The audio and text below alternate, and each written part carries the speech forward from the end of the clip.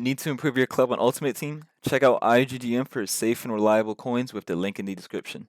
Get an extra 5% discount with code NA.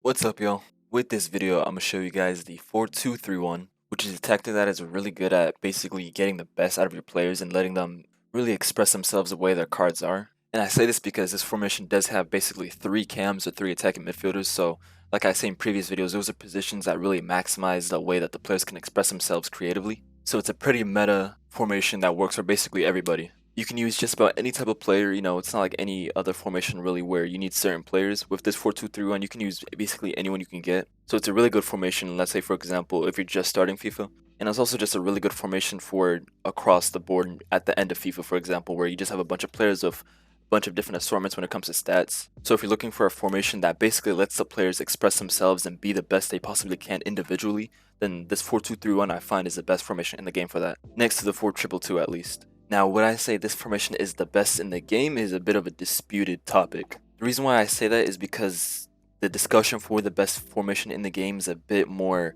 it's not as linear as we make it seem. There's no quote-unquote best formation.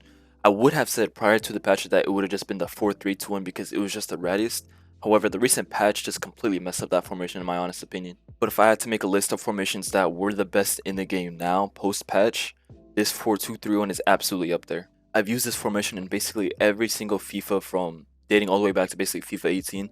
And there's never really been a case where this formation has ever let me down really. It's really just a formation that no other formation can compare when it comes to attacking opportunities. Primarily because it's so unpredictable the way you have so many different types of runs being made in the attack. This is due to the fact that, obviously there's attacking midfielders for the majority of your attack. And without much more needing to be said, we're going to go straight into my team, as you can see right here. And also just a side mention, this Grimaldo card is so good in my opinion. I've honestly found it better than Rolfo. That's just my take on this card, but it's a little irrelevant, but I just wanted to put that out there basically. But I've had a lot of fun with this Grimaldo. As you can see, my Rolfo's on the reserves, so the moment I got that Grimaldo and I was like, I'll give him a try, I've not been let down by this guy. He's really good. But yeah, that's irrelevant. We're going to go straight to custom tactics. I have it set to defensive because I would say this formation is a bit more defensively disciplined. However, it's still absolutely a good attacking formation. I would still consider it an attacking formation.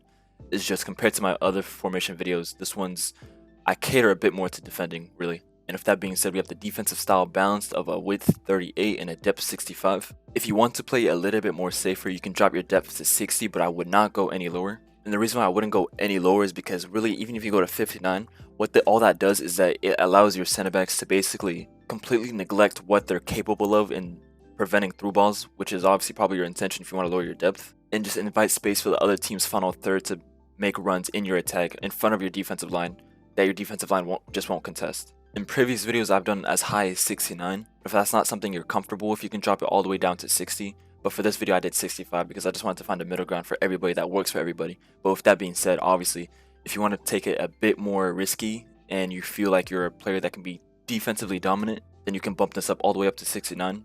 If not, if you're in the middle ground, you can put 65. And if you want to play a bit more safer, if you find that you make more mistakes in defense and you want to be just overall more cautious, you can drop this all the way down to 60, but no less than 60. But obviously, for the sake of the video, I'm going to do 65. And then we're going to have a build-up play, a balanced, and chance creation, direct passing. Again, a meta formation is always going to have balanced direct passing for these categories right here. I've been seeing a lot of other tactics where people like to put slow build-up or what other options are there? I've seen long ball, I've seen slow build-up. Fast build-up is decent, but I don't think you need fast build-up because it's already going to be fast enough.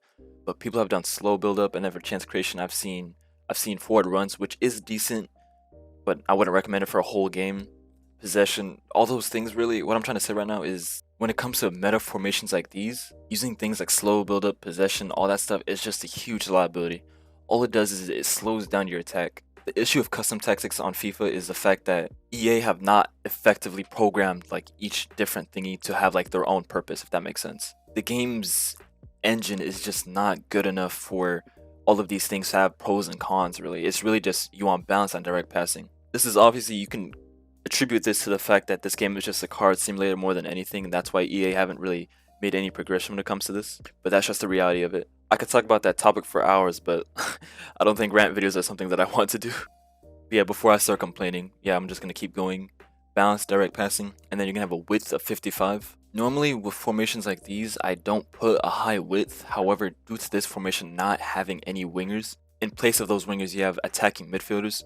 Those attacking midfielders from this width instruction right here, this instruction acts as a limit to how far those attacking midfielders can get rather than how far they're just going to be positioned to begin with. What this means is if you drop this down to like 30 or something, they're going to basically never go past 30, if that makes sense, in your build-up. And that sounds good. However, that's really not when you consider the fact that the objective of this formation is to basically maximize the AI movement across the board, not just inside the box, but in build-up, in the counterattack, in all categories of your team. So putting it on 55 allows the players to drift to the most relevant areas of the pitch in the final third, while still being close enough centrally to actually be an issue to the other player inside the box. And then 6 players in the box, 4 of them are going to be your striker, your 3 cams, and then one of them is going to be your box-to-box midfielder, and your other one's going to be an attacking fullback. And like I say in other videos, the point of this instruction right here is to basically, if you decide to attack with an extra player inside the box, then that player will remain involved in the box for the remainder of your attack until you shoot or until you lose the ball.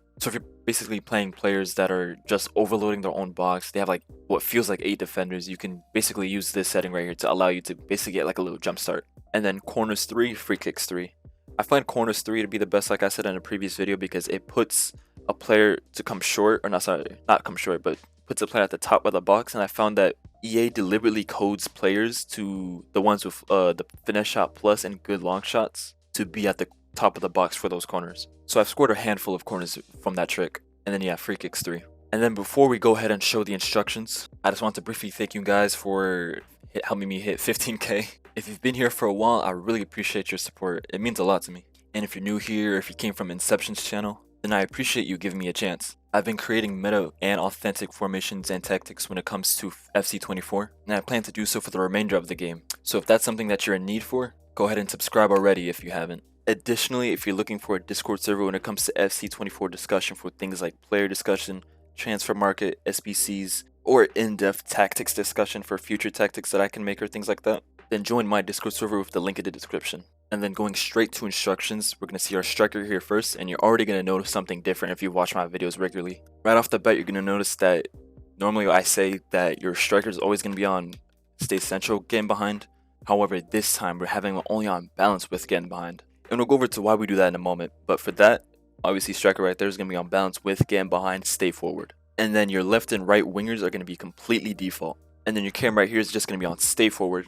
And that's it. Now you're probably wondering, why is this setup the case? And this is mostly due to the fact that, unlike previous formations where I say this striker's job is to just be in the box and finish, get through balls, and that's it, this time this striker's job has more pressure on him to basically invite space to be created for his runs that will open up space for these players to actually roam around and make those crazy AI movements that you normally don't see in other formations. In specific, when bounce width is enabled on a striker, it's going to enable them to make a lot more diagonal runs. Even if you feel like these diagonal runs aren't going to put them on a goal scoring opportunity, it's very often going to drag a center back's AI, especially, it's going to drag a center back's AI out of position. And right when that occurs, especially this cam right here who's on stay forward, and the objective of putting this cam on stay forward is to keep it as close to striker as possible. Once this striker has made a diagonal run, this striker right here can capitalize on that opened up space. And if it's not this cam doing it, it's going to be this guy or this guy right here. So the reality is, your striker right here, they're probably going to end up scoring less goals, and they're probably not going to score as many goals as you even think. They might not get involved as you may think. However, they're going to be opening up so many runs for these players right here that you're going to notice that these players right here are going to be your MVPs in the attack. For your striker, it's important that you have someone that's quick and overall just a nuisance to the other team's defense. So a player like Mbappe or whatever, someone that has quick step or quick step plus, who can launch counterattacks by forcing runs in behind where he doesn't have to expect to get the ball, but can take a center back with him to open up space for another player right here, is going to be ideal. Or if you want, this formation works really well for a player like Holland, or those big type of players or strikers, because they're also just physically very imposing in the final third. So not only will they drag out the AI, but they can actually drag out the actual, player that's controlling a center back if you're playing against someone who's choosing to manually defend. Having a striker on balance with is also why we don't put get into the box or cross on these players right here.